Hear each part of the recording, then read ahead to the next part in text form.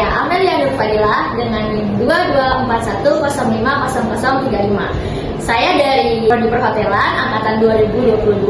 Di sini saya akan menjelaskan tentang Japanese cake. Langkah pertama yang kita lakukan adalah menyiapkan bahan. Di sini kita bagi menjadi 2 bagian. Selanjutnya, kita bisa Auben Marie cream cheese hingga lembut dan tidak menggumpal. Setelah tidak menggumpal, kita bisa memasukkan susu secara bertahap dan masukkan butter saat cream cheese tidak terlalu panas agar adonan tidak pecah, serta agar butter tidak meleleh. Lanjut, kita bisa memasukkan susu secara bertahap ya. Lalu kita mix hingga adonan tercampur merata. Setelah tercampur merata, kita bisa memasukkan tepung dan maizena. Aduk kembali hingga adonan merata ya. Setelah adonan dirasa merata, kita bisa memasukkan kuning telur. Aduk kembali adonan hingga merata. Setelah adonan merata, kita bisa menyiapkan lemon juice atau lemon zest. Masukkan lemon juice 1 sendok makan. Selanjutnya, di sini kita menyiapkan bahan B yaitu mereng, putih telur, gula pasir, serta garam.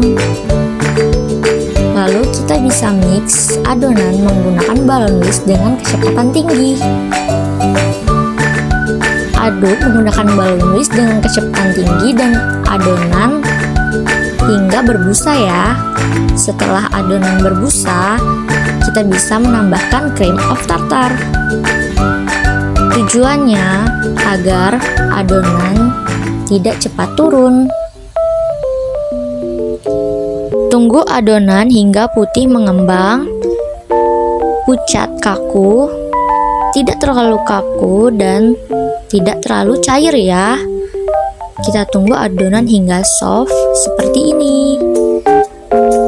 Setelah dirasa adonan sudah soft, lalu kita pancing terlebih dahulu sedikit adonan mereng ke dalam adonan cream cheese.